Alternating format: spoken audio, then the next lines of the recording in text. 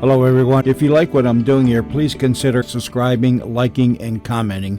It would really help the channel out quite a bit. Thank you very much. Petri Wine brings you Casebook of Gregory Hood.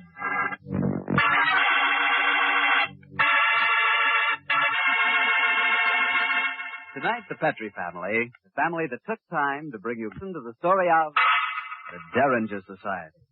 Another exciting story from the Casebook of Gregory Hood. And right now, I'd like to talk about those few minutes you have while you're waiting for dinner every evening.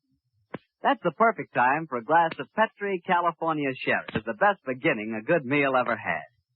You really feel like you're enjoying the good things of life when you take time for a glass of Petri Sherry. Hold that glass of sherry to the light. Look at it. It's a beautiful dark amber. Yes, and Petri sherry is clear and fragrant, the way a good wine should be. Now taste it. You've got something. That Petri sherry has a real heart-of-the-grape flavor. And look, if you like your sherry dry, not sweet, Petri makes a fine dry sherry. It's called Petri Pale Dry. And if you don't know yet which you prefer, the regular sherry or the dry, why not try both? Don't buy one, buy two.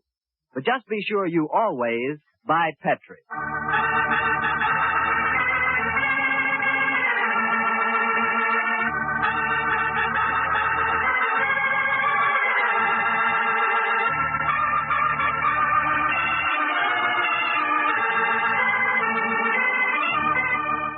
Well, it's Monday night in San Francisco. We have a date with Gregory Hood and his friend and attorney, Sanderson Saylor. Tonight's rendezvous is at that delectable backwater, the Happy Valley Room at the famous Palace Hotel. Let's keep our date, shall we? Harry Bartell, how are you? Hello, Gregory. Evening, Mr. Saylor. Good evening, Harry. We just ordered a glass of sherry. You'll join us, of course. Thanks, Greg. Be very nice. Make that 3 sherries, Carl. Yes, Mr. Hood.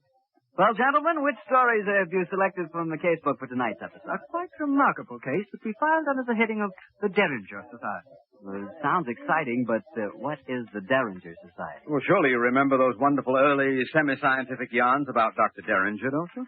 Yes, I do, Greg, now that you mention it. Sort of Jules Verne stories, weren't they? Yes, and if you reread them, Harry, you'll realize that they predict just about everything from rockets to the atomic bomb.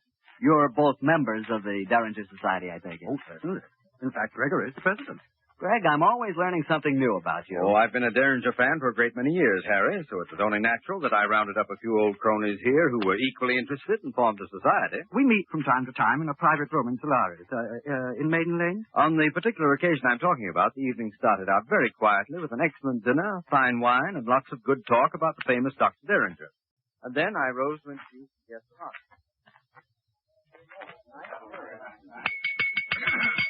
Fellow members of the Derringer Society, you will already have noticed that we have violated our long-standing stag rule. We have a lady among us. Oh, shame! No, George. We've broken the precedent for a very particular reason. I don't have to remind any of you that the fabulous Dr. Derringer, that great spade-bearded scientific giant, was especially devoted to the tricks played by time. Well, our guest tonight is Miss Julia Hayes. She claims to perform exactly the sort of time travel prophecy that the great Derringer foretold. Miss Hayes, gentlemen, claims to be able to predict future events. Dr. Barton, our psychiatrist member, has been examining Miss Hayes today, and I shall ask him to introduce her. Thank you, Mr. President. Fellow members, I must preface my remarks by stating that if I appear to speak of our guest in a slightly clinical manner, I do so with her full permission. Am I right, Miss Hayes? Yes, Dr. Barton, you may say anything you wish. Thank you, Miss Hayes. Gentlemen, this afternoon I spent some 2 hours examining our guest.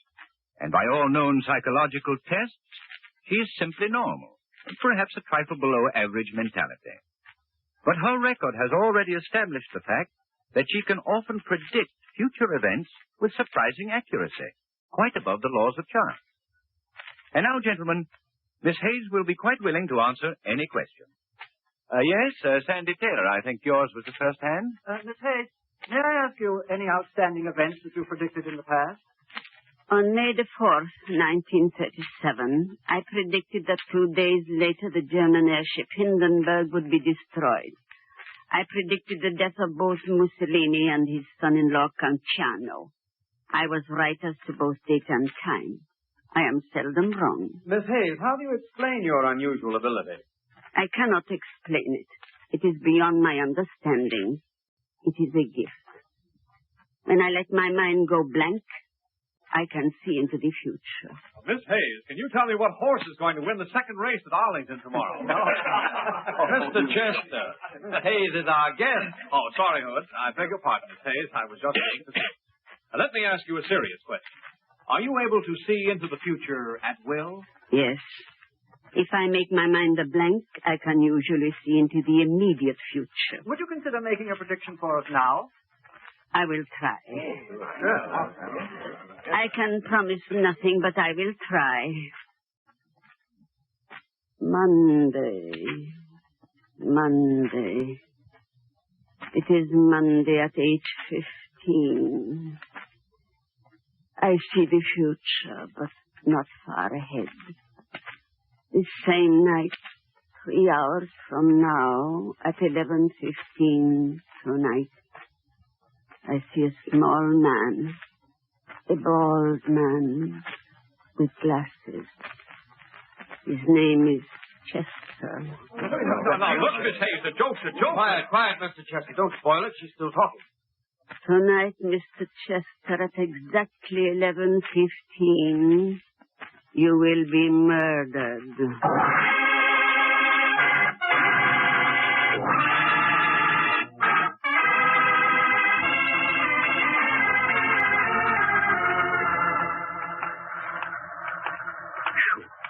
I think that was one of the most emotional meetings we've ever had of the Derringer Society. It certainly broke up in a hurry when she predicted the murder of Chester. Yes.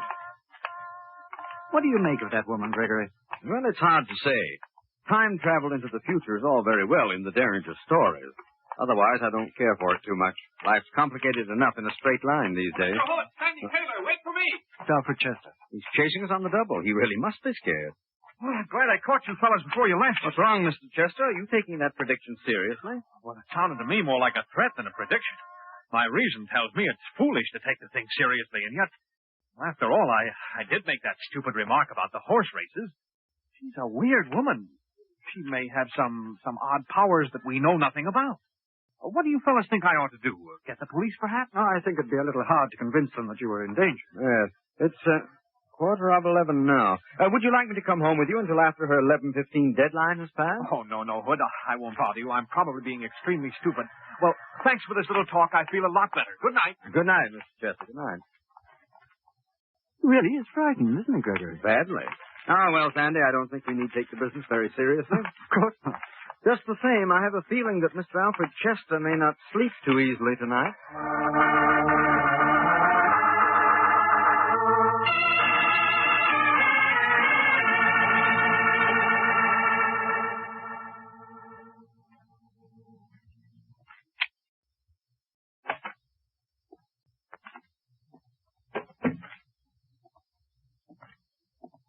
Alfred? Is that you, Alfred, dear? Yes, dear, it's me. Are you in bed? Yes, I've been reading. How was the meeting? I'll hang up my things and come and tell you about it. It was rather a peculiar evening. There was a woman there who claimed to be able to see into the future. Oh, what rubbish. I know, but the funny thing was she... Oh, well, but that's nonsense. What's the time, Alice? It's exactly 11:15. 11:15, then I'm safe. I need... Alfred, what happened?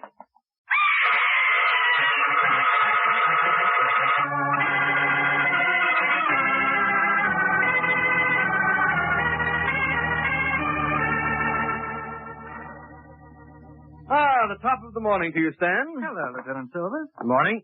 What brings you to my office this early in the morning, Stan? Could we interest you in a small Ming vase for Mrs. Silvers? Oh, we have a nice line in Inca headdresses. You'd look rather fetching in one. Greg, I'm here on business.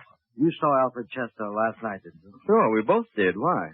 Well, late last night, he was murdered. He was... What time, Stan? His wife says it was exactly 11:15. Great God. Then the prediction came true. What prediction are you talking about, Mr. Taylor? Chester attended the meeting of the Derringer Society last night. A woman by the name of Julia Hayes went into a sort of trance. Predicted Chester would be murdered at exactly 11:15. Then that's a woman I've got to talk to. We'll all go and talk to her, Stan, but before we do, there's one thing I'd like to know. How was the murder committed? Chester was stabbed from behind by a medium-sized right-handed person. No fingerprints, no clue. Who are you calling, Gregory? Barton. He can tell us where Julia Hayes can be found. Get me Dr. Barton's office, please. Yes, Mr. Hood. Dr. Barton. I know him. He's a psychiatrist, isn't he? That's the man. He brought Julia Hayes to our meeting last night. Here's Dr. Barton, Mr. Hood. Oh, thanks. Dr. Barton? Yes? This is Gregory Hood. Oh, yes, Greg. Can you tell me where I can get in touch with Julia Hayes? She's here in my office now. And I found out something very interesting about her, Gregory. So have I, Barton. Please keep her there until we arrive. We're leaving right away.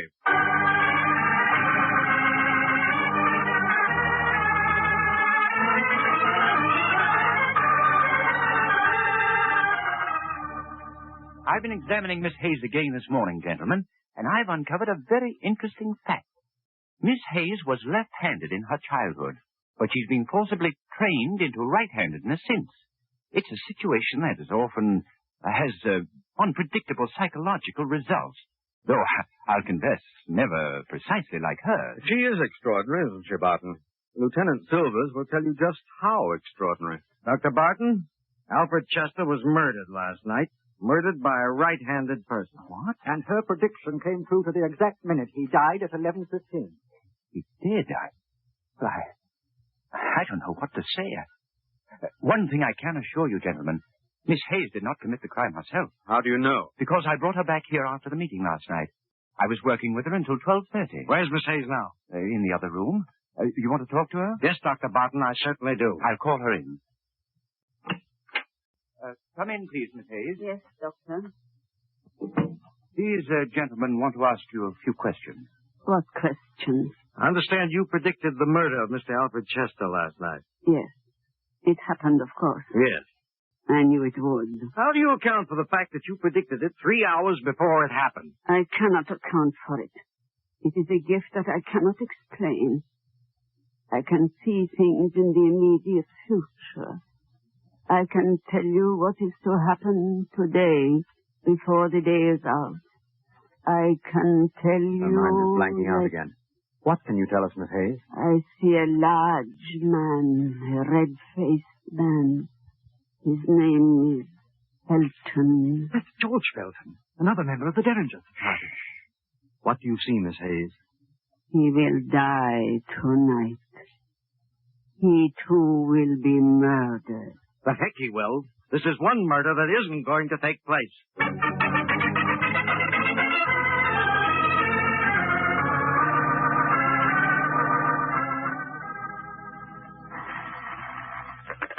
George Felton speaking. This is Lieutenant Silvers again, Mr. Felton. Silvers, why don't you leave me alone? I don't want any police protection, and I won't have any. Well, Mr. Felton, I told you that Alfred Chester was murdered last night, right after he'd been threatened by this woman. His death was a coincidence, Silvers. It was probably a prowler. But I'm not easily scared, and I don't believe in supernatural powers, even though I am a member of the Derringer Society. I wish you'd let me come over, Mr. Felton. We don't like to take any chances. Now, look here, Silvers. It's nearly midnight. My wife and I are going to bed.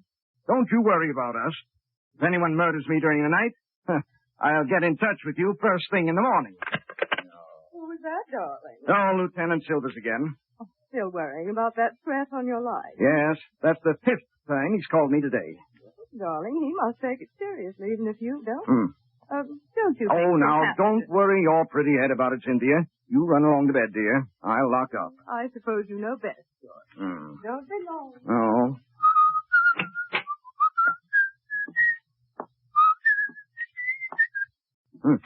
What's that? I heard something.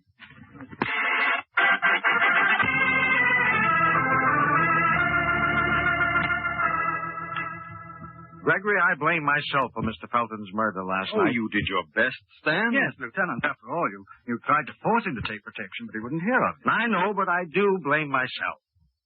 Well, let's see what Julia Hayes has to say about this one. She's waiting outside. Come in, please, Miss Hayes. Very well, Lieutenant. Now, Miss Hayes, I want to know how you knew this latest murder was going to take place. I cannot tell you how I knew. It is just that when my mind is a blank, I have the ability to see into the future. Now, look, Miss Hayes, I'm a plain, straightforward police officer. One coincidence I can take, but not two. And I can't write on the police report that you knew about the murder because you can see into the future, you know. Why not tell me the truth? I am telling the truth. Oh, Gregory, see if you can get anything out of her. Miss Hayes, What is it? I understand about your being able to travel into the future, but surely you must be able to remember more about what you saw when you had that vision. Try and think back, will you? Think back. Back? No, I can only see forward. Forward. Scott, my mind's blanking out again. I see another death in the immediate future. Sudden death. The man is tall and dark. His name is Hood. Gregory Hood.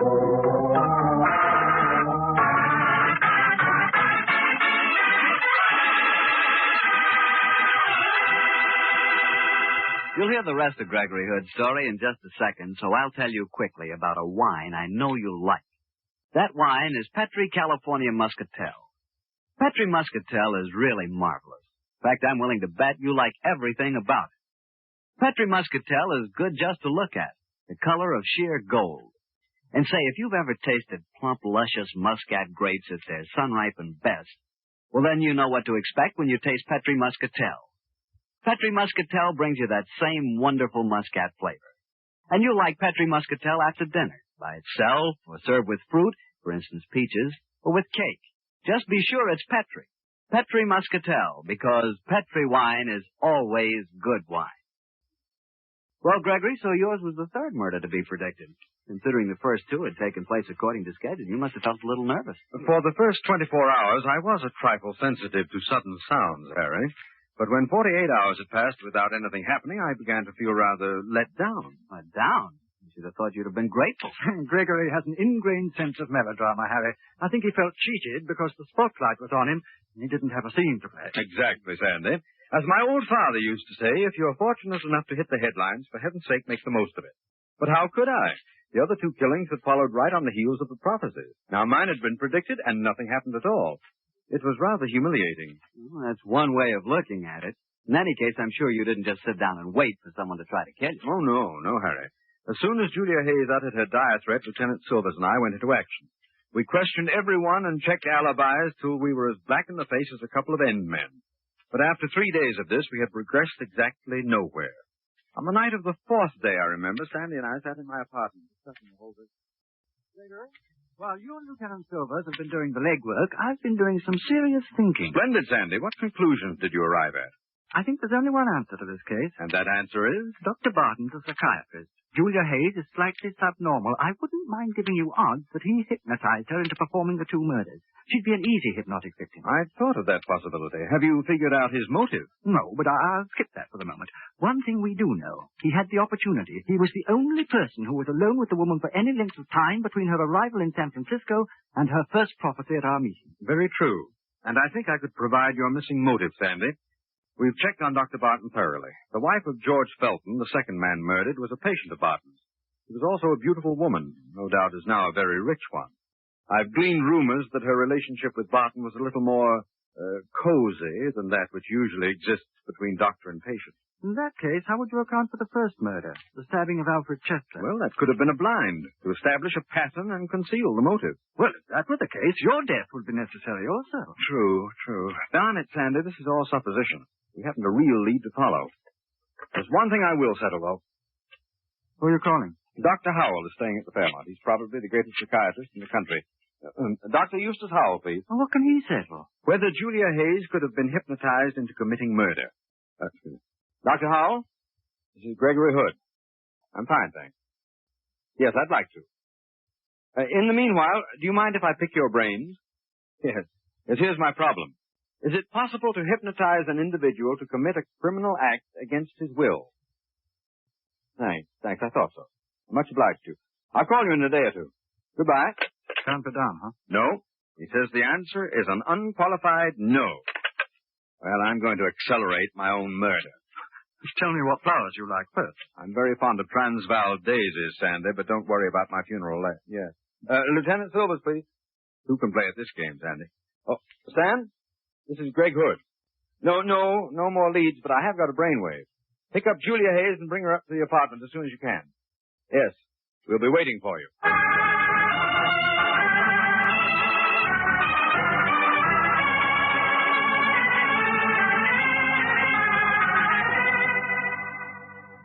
I cannot answer any more questions, Mr. Hood. But, Miss Hayes, you predicted that I would be murdered in this apartment.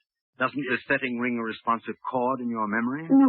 No, it does not. Your other prophecies came true. What happened to this one? I do not know. I cannot explain it. Perhaps you've lost your mysterious power, Miss Hayes. Oh, perhaps you never had it. Perhaps you made the whole thing up. Why not admit you're a murderess who poses as a prophet? I am no murderess. I can see the future, or I could. Something has happened to me. You never could see the future, and you never will. But I'll tell you your future, Miss Hayes, if you don't tell us the truth. You'll end up in the gas chamber, and I don't have to be a clairvoyant to know that. Stop talking like that. Leave me alone. I won't stay here. Come back! No, Stan. Let her go. I'll tail her, though, Greg. Good idea. She's upset. She might show her hand. I'll be back later. Well, we're still no nearer the solution, Gregory. I don't know. I swear there's still hypnotism in it somewhere. I have a hunch that Julia Hayes isn't conscious of it. That alibi of hers for the first killing might be a true one at that. Hello? Gregory, this is Dr. Barton. Yes, Barton? I have rather a serious confession to make to you. I lied to the police. About what? Seeing that Julia Hayes was with me at the time of the first murder. She wasn't. Why did you lie? Well, the woman seemed such a unique psychiatric study. I wanted to complete my examination before the police nabbed her. Now I've finished my research with her. You can tell the police they can pick her up. Tell them yourself, Barton, and I wish you the worst of luck in explaining it to them. There's a man that danced at his father's wedding. What did he say, Gregory? He dynamited Julia Hayes' alibi for the first murder. But in doing so, I'm pretty certain he's put the finger on himself. Dr. Howell, please. Stanley, I think we're on the right track at last. I certainly hope so. Dr. Howell, this is Greg Hood again. I want just one more piece of information, please. Can a post-hypnotic suggestion include persuading the patient that he was never hypnotized at all? It can? Thank you, Doctor. I'm immensely obliged to you. There's our answer, Sandy. When Barton demolished the woman's alibi, he also demolished his own. Then he did hypnotize her? Sure. Then he planted the apparent prophecies in her mind.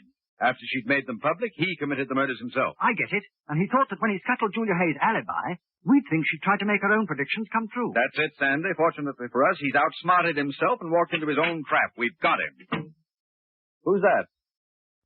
Is that you, Stan? What? Who turned off the light? Oh, no, you don't. Gregory! Gregory, where are you? What's happening? Trying to get at the light switch. Look out, Sandy. He's got a knife. Strike him at. Okay, Gregory. Hey, Gregory. Why are the lights off? What's going on? Watch out, Stan. The killer's here. He's got a knife. She's got a knife. It's Julia Hayes. She got away from me, but I trailed her back here. But it can't be. Oh, here's the light switch. It is Julia Hayes, Gregory. You've got your cold, Miss Hayes. Knife's in your hand and all. Well, what have you got to say for yourself? I'm sorry I did not kill you, Mr. Hood. Well, that's very friendly of you, Miss Hayes, but I'm completely confused. Well, so am I, Gregory. You just finished proving to me that she couldn't be the killer. Well, I don't know what more evidence you want, Greg. The knife's in her hand, and she admits she wished she'd killed you. Yes, I admit it. You all made fun of me. You did not believe in my gift. If you had died, then all my predictions would have come true. But I am no murderess. Of course you aren't, Miss Hayes. What are you talking about, Gregory? But don't you see? She's holding the knife in her left hand. There's the answer. Come on, Lieutenant. Let's go over and see Dr. Barton as fast as the squad car can get us there.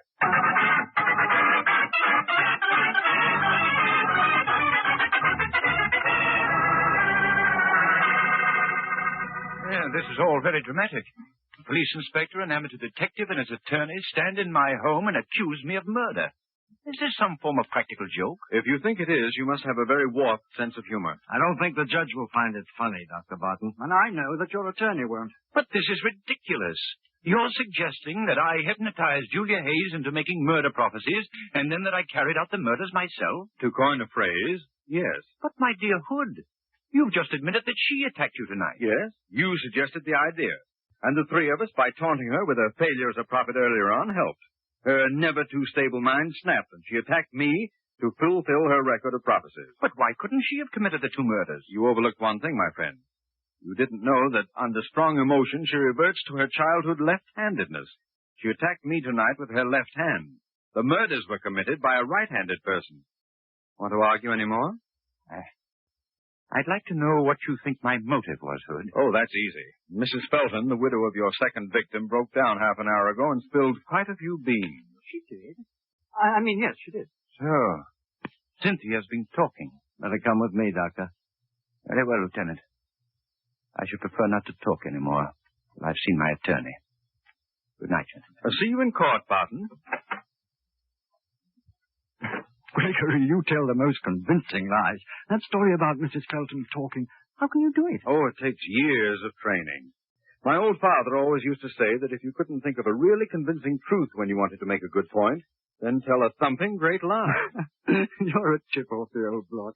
Sandy, I'm worried. Conscience bothering you? Mm-mm. I'm thinking about the Derringer Society. What about it, Gregory? Well, Sandy, brood about it. With two of our society murdered and a third headed for the gas chamber, we can certainly use some new members.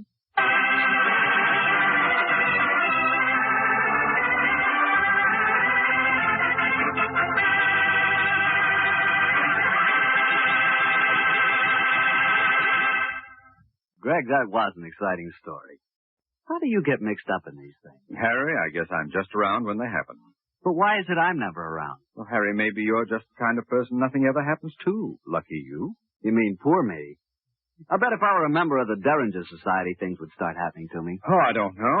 But before you can become a member, you must be able to contribute something to the society. Have you a scientific mind? I'm a genius with a tinker toy. Oh, no. Know anything about psychiatry? No. Hypnotism? No. Precognition? Don't even know what it means. Well, in that event, Harry, what in the world could you possibly contribute to the Derringer Society? A case of Petri wine? I should have known. They'll love me, Greg, because Petri wine is such good wine. Well, it's just got to be. With the Petri family, the growing of perfect sun-ripened grapes and the art of turning those grapes into fragrant, delicious wine is a heritage. It's a heritage passed on down from father to son, from father to son. No wonder Petri wine is so good. Yes, the making of Petri wine is a family affair, and the Petri family has every intention of keeping it just that. So you know the name Petri on a bottle of wine is more than a trademark. It's the personal assurance of the Petri family that Petri wine is and always will be good wine. Well, Gregory, which adventure out of the casebook are you planning to tell us next week? Next Monday, Harry, I'm going to tell of a weird adventure that Sandy and I had in Mexico City some months ago. During the course of the story, I succeeded in getting myself kidnapped by a female sharpshooter and nearly ended up with an extremely beautiful wife. I'll see you next Monday, Harry.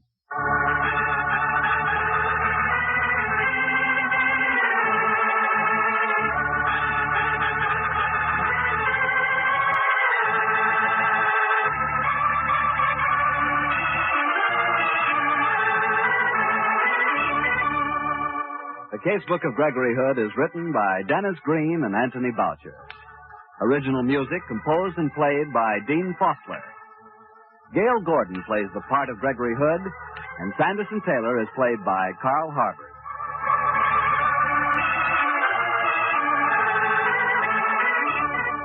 The Petri Wine Company of San Francisco, California, invites you to tune in again next week, same time, same station. The Casebook of Gregory Hood comes to you from our Hollywood studio. This is Harry Bartell saying good night for the Petri family. For a solid hour of exciting mystery dramas, listen every Monday on most of these same stations at 8 o'clock to Michael Shayne, followed immediately by The Casebook of Gregory Hood. This is the Mutual Broadcasting System.